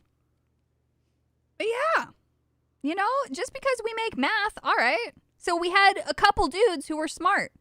How's that working out in India where a bunch of people shit on the street? How's that working out? See what I mean? Just because we create something doesn't necessarily make us so far evolved in totality. And that's okay to acknowledge, you know, and you know, the people like Elon Musk and the people like Albert Einstein and the people like the bitch who discovered fungus being able to cure colds and shit, right? None of that changes our biology, that at the end of the day, we are driven by very simple things. You can have the capacity for greatness and still be a stupid animal. It's okay. Our species is sort of unique in that we both cooperative and competitive in nature. Yeah, and that's because it's coming down to survival. How do we deal with the problem of survival? We are unique in that we can problem solve in unique ways that sort of change the elements. But at the end of the day, our brains... So here's actually the biggest thing, too, that proves this. So we've shifted away from survival. We've shifted away from, in first world nations, needing to hunt and gather our own food every single day. We have a means of production, right? But our brains still crave problems. Why do we crave problems? Because our brains have the capacity for greatness. But we need to be distracted, right? And so when you sit down all day, when you're not moving, science has shown that you are more susceptible to feelings of depression, or what we define as depression, right? America is growing overweight at an alarming rate, and we have an alarming rate of depression. Well, what else has happened with that, right? So we've moved into a sedentary lifestyle. People are more miserable because we're highly predictable. We are still dumb apes, and we need to be challenged, and we need to be given enrichment. Survival was a form of enrichment, in a sense, for our brains. If you know, when you shift the problems, you still have the same kind of concept of problem, but your expressions are not in line with things, right? So it's weird. Being active do keep the DOA, that it does, and the hunters have become entrepreneurs. Basically, think of it like that. This all feels very reductionist. It's if you have that view set, I'm not insulted or reduced by admitting that I'm an animal. Everyone needs to stop worrying about everyone else doing wrong and take care of their own bodies. You still have the power to make yourself great, even if your surroundings are bad. And that's very true, too. That is actually very, very true. Everyone has the capacity for greatness. It's just how do you spend your time. But at the end of the day, you're still a dumb animal who is dictated by the same wants and needs as every other dumb animal on the planet. And you know what? That's totally fine. We are dumb animals. When my husband is flaunting his cute little ass, the neurons go off and I am engaged. That doesn't stop me from solving math problems. See? Didn't expect Savvy to attack me just now. The Irish Jedi. Wait a second. What did I say that attacks you? But yeah, so I got a little lost in there in some of my words and I fumbled over it. But I hope that I at least translated that enough to kind of make sort of sense. I probably didn't. And I blame the fact that I'm very tired and neutered right now. I keep coming back to that word, but that's just usually how I describe my emotional state, as being neutered. It's toned down. It's just not right. Something's been removed. After the 80s and the 90s, a lot of food became GMO-laden crap. Yes, this is one of my favorite topics. Before you could buy any fresh fruit, vegetable, well, not any, not have to worry about that. It was more balancing your diet. So this is actually a really interesting thing.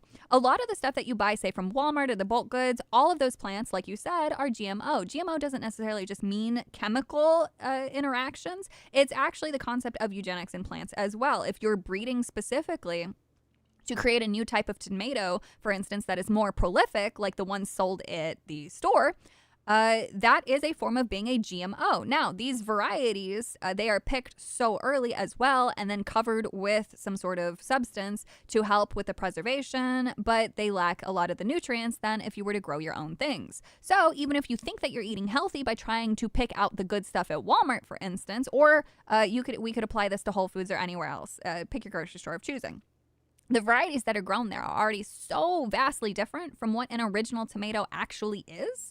And then on top of that, you have it picked too early so the nutrients isn't there. You're not actually eating as healthy and clean as you would like to. In fact, in that regard, this is one of my favorite things and favorite discoveries is frozen fruits and vegetables have more nutrients on average because that's the stuff that gets to grow a little bit more and then it's thrown into a freezer. So you have more nutrient protection than you do for something perceived as fresh. That's why I prefer the concept of buying local, from buying from the farmer's market, from buying from the Amish around you. So the South Americans did GMO in ancient times to create popcorn. Yeah, GMO has been around for a long time. Shush, you're spoiling it. I'm sorry. It's like one of my favorite things to talk about. If you ever want me to have a long, unnecessary stream, get me talking about plants and fucking calling humans animals. It's some of my favorite shit to explore. So, I like having these kinds of talks, man. It's fun. And there's, why are so many people here listening to this? I'm surprised. I need to plant potatoes next year. Potatoes are so great. Get some purple potatoes. Actually, so one of my favorite websites to promote is called rareseeds.com. I think that what these people are doing is some of the most important shit that the world has ever seen. And so what they do is they travel all around the world. They collect seeds from various places, hard to reach places, and try to preserve plants, try to preserve the species of the world. So if you go to rareseeds.com and you just go to the tomato section, for instance, you're going to see all types of tomatoes that you have never heard of before. And the taste. I hate tomatoes, but I love growing my own because I like to make my own salsas and my own fermented stuff. You get a taste like no other. And yes, Baker Creek. Yeah, you know. They're awesome. I order from them every year. Yes, please do. Even if you just want to grow something inside, supporting them is literally the coolest shit that you could ever do. You can get flowers from them. You can get full-grown plants. You can get starters. You can get tons of seeds. I order, hundreds and hundreds of dollars from them. But yeah, I planted a beer and my beer tree is yet to sprout. Oh no. Can I buy acorn seeds? You'd have to go look. I don't know their entire catalog. You can also send them a message. Thanks for the recommendation. I'll have to check them out. Yes, please do. Literally, genuinely. I love looking at their catalog every time that there's something new. I love looking at it. I actually get inspirations for art too. I once wrote a kid's book that also promotes them and talks about all the cool different types of things. You can get kids so excited. There's a certain watermelon, this starry moon and starry sky watermelon. It's got a very dark rind, but it has these cute little yellow dots, and so it looks like a nighttime starry sky. And if you introduce that to a child, they're gonna get twice as excited for the watermelon because it's not just some green funny thing from Walmart. That's a hit or miss. If you grow it yourself and then they can watch that, you just get kids so excited. Could we get a gardening stream sometime in the future? I wish I still had my hydroponics set up. I wish I had cleaned out the basement. I honestly thought my husband and I were actually going to move 3 years into our relationship.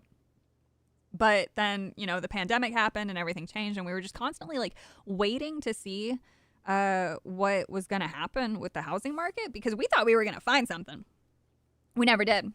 So I never bothered to set all my stuff up again from the startup stuff that I used to do and all the research. But and now we're back to talking about moving. So it's I still don't want to set it all up because moving that would be so difficult. But eventually I'd like to have something for sure. I didn't do my deck garden this past summer because the weather was so miserable. Nothing could grow. It wasn't even worth it. So we smoked all our hydroponics away. I only ever grew weed once, actually, and I grew it underneath a tangerine tree, and it tasted so good. I've also had fresh fig. I grew a fig tree in Nebraska. I had a tangerine tree. I had a starfruit tree. I had a June plum tree, which is used for certain wines. I had like 10 different varieties of lettuce, tons of different types of tomatoes. I did grow different types of lettuce and sprouts. And I had pink blueberries that you can actually get from rareseeds.com from Baker's Creek. Very good. They're called pink lemonade blueberries.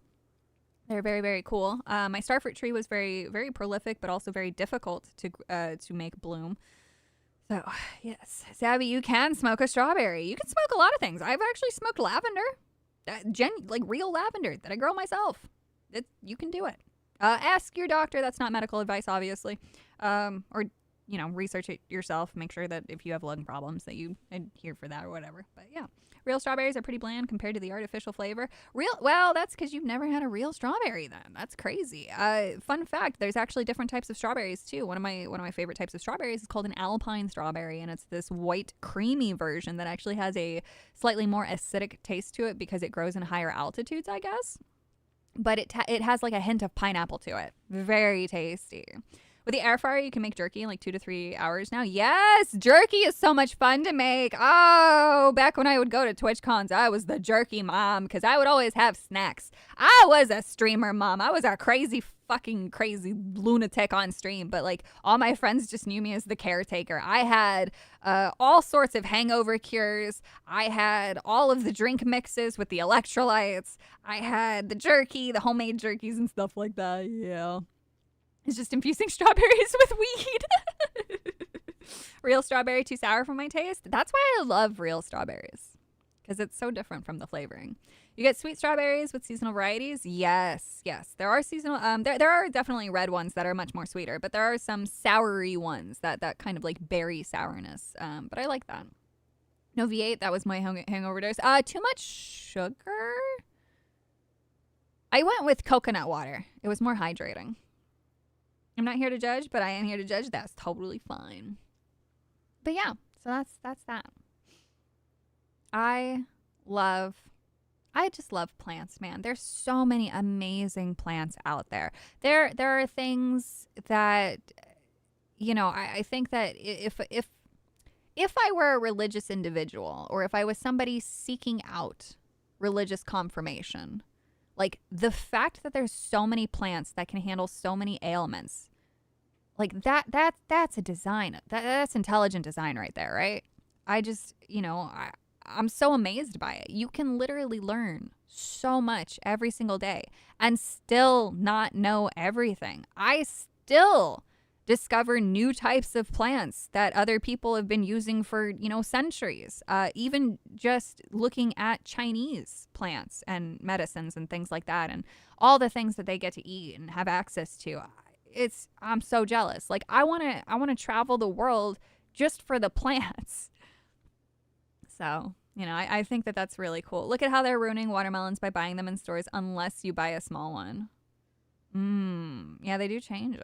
The large ones, they accelerate the growth too much and they don't taste sweet like they used to. Yes. Yeah, they're doing some goofy stuff there. They're doing some very goofy stuff. I want to build my own family town, have like 10 to 20 acres, build homes and stuff. See, and that's what I want. I want a big compound. I want family land. I want my kids to be able to build houses of their own on it. I want my parents and my husband's parents on it. I want, whatever. I've always just wanted that. I think that community compounds like that, where it's all family oriented, like that's one of the things that I actually really appreciate about Japanese culture is some of the stuff that they kind of do or did. Older Japanese culture, older cultures in general did this. English culture did this. I think every culture kind of did this, where families kind of stayed within the same compounds of sorts. It wasn't just, having the house. It's legitimately a compound. Yeah, I don't know if plantation is the right word, but maybe. Because I was under the impression that a plantation was large enough to house the staff. I think, because I'm not talking about staffing. I'm talking about just the family. Have you had bacon avocados yet, or just Haas? I had a couple of different types of avocado. But I don't know. I don't think I've had a bacon one. But yeah, respectfully, they are. No, it's fine. I mean, I didn't know if a plantation would count. So you want to make a family cult? It's the wrong word, but sure. The fact that there are so many arguments for the existence of God is also one of the arguments for the existence of God. Yeah, and I don't want to turn this into like a religious discussion. I've tweeted my relationship and my change of it over the years. I'm 100% like agnostic, and that's just because I think that it's disrespectful, knowing my line of thinking, to ever consider myself of one religion. Plus, there's like, you know, several different types of religion that I enjoy certain elements of them. But I'm very much so agnostic. So, Savvy Rothschild, what? No, I'm too poor for that. They don't taste like bacon, just sweeter. Cult of Savvy. Oh man. No, I would disagree with that. I don't think God itself, even the concept of God. So I'll say this: the concept of God itself, or a God, or having a designer, that's not evil. What I've always considered evil was the human element. I'll just say it. So one of my biggest gripes with any written scripture, mind you, this is any, not the Bible, not the Quran, not, you know, the Buddhist scripts. This can apply to all of them. I don't trust humans. We can't even get Japanese anime, which is nothing serious. It's not serious, right? But we can't even get Japanese anime translated. You're gonna tell me that they translated all these books correctly? You're going to tell me that things weren't omitted? I don't trust humans, right? And some might say, well, a God would prevent tampering. It's like, it very clearly states that, you know, everybody's got free will. To some degree, right? All of these books kind of have some sort of free will element to them. And so, you know, a human can make changes as they see fit. It doesn't change that the truth is out there somewhere, maybe.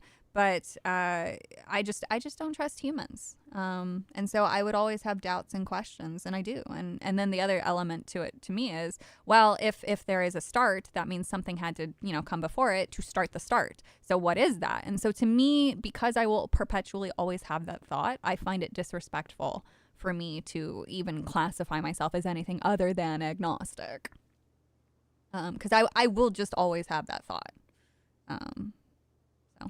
Just how I am. And if that casts me into hell or puts me in the, you know, lowest level of heaven, or makes me come reincarnated as a cockroach, no, so be it. Free will exists. They just don't believe in the consequence of what the free will does. Humans plus, well, the sins of our fathers. Yeah, basically. I mean, basically, if you want to call it that. Yeah, you could apply it there. It would be a sin of the father to censor, I suppose. When you discard religion, some other ism immediately takes its place. Well, look at identity politics. Humans yearn for a sense of belonging. One of the greatest casualties of the city is the death of the imagination, of wonder and hope. Because I do believe that looking up at a night sky is very humbling. I think when you look up at a true night sky, at the colors of the stars, I think that there is something motivating there that makes you want to belong to something, to search for a purpose far greater than just living, breeding, and dying. And I think that religion is an answer to that. But when you remove the concept of belief or community in a belief or something like that, then you end up with something far more insidious, which is the identity politics. It's a very similar concept, but it's much more narcissistic, and it's less about being a part of something greater that's beyond the scope of humanity, because the identity politics reduces humanity, I think. I think that the idea of a God is much more inspiring and interesting than the idea of limiting a human to just being a couple of adjectives, I guess. I don't know. I think that I'm always trying to find new ways of phrasing it. But that's where I see it. Just saying that's another form of censorship without trying to slowly cut access to ancient Greek material in ancient Greek in print. Used to be a part of classical. Yes. Okay. Yeah. So we're on the same page with that. Yeah. It is another form of censorship. It really is. God doesn't belong to the category of things that began to exist. And I think that, see, and that's such a fun element of the discussion. Because our perceptions, the things that we need as proof, are predicated on what we can perceive. There are, I don't doubt, dimensions that we cannot perceive. I love listening to science videos late at night when I'm feeling particularly existential. So when we also think about how a god or how a maker or how something extraordinary can exist, I think that there is influence from things we can't perceive that would be needed for that.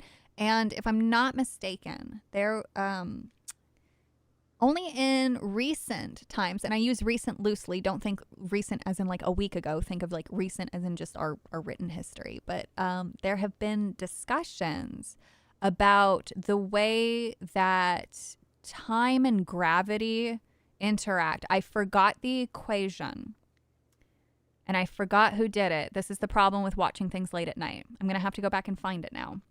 But I think it was time and gravity that could not be mathematically explained for certain elements in space without the addition of an additional dimension that we technically can't comprehend. And I want to go back now and find that video. Yeah, so that is that. When you can think yourself into existence, you can become a god. I love fucking words. I love sentences like that. I really do. No, I'm not talking about E equals MC squared. Oh, man. But, yeah, no, I love phrases like that. Actually, that's one of the great parallels of Genshin right now, exploring the concept of what it means to exist, what it means to belong, what it means to be a human. That's one of the reasons why I love Genshin's story so much, because even if it gets juvenile at times, they're still exploring something that I deeply care about. The other dimension is the warp speed. I don't know. There are those cases where an animal will be in a haunted place and the dog or cat will keep staring at the corner and hissing and growling. Yeah, and I think that things like that are interesting. I've always wondered, I just always wondered. I've had my own strange run-ins with experiences like that. I'm not somebody who believes in it, but I'm the type of person who actively wants to look for proof. I love watching ghost hunting things. I love watching supernatural things. I have fun with it. I don't acknowledge it as being real, but I acknowledge that I want it to be, that kind of thing. And of course there will be people who will be like, wait, so you've watched a cat hiss at the corner when nothing's there and you're not a believer? It's like, well, things just because I can't explain something doesn't mean that it's supernatural. And it would be, at least in my eyes, callous of me to try to attribute a reasoning to it, whether it's something simply explained away or not. When you go Bigfoot hunting, worst case scenario, you went out camping with the boys. The boys! Dogs always howl before a major earthquake. See, animals are amazing like that. So amazing. I got into Genshin because I was a level 5 hater.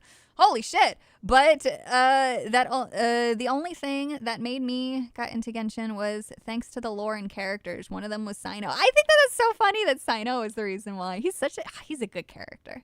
He's not like my favorite. There's so much Sino Tanari stuff, but I never really got into it. But I like Sino on his own. He's so fun. He's a very, very fun character in the lore. But I love too how people draw his Anubis stuff. That's always fun. But anyway, it's been like it's fucking 2 hours. Y'all got me talking. Look at what you did. You baited me to fucking double my stream time. Good for you. Good for chat. Chat did it. All right, I'm gonna mosey. I'm gonna go cook. I'm gonna go clean, and I'm going to prepare for whether or not I'm going anywhere tomorrow. So that is a thing. Oh, and that's a good thing. It's a funny one. We enjoy your conversation, Sabby. Well, I enjoy all of you. Thank you so much for being here. Typical Whammon's talking too much. It's true.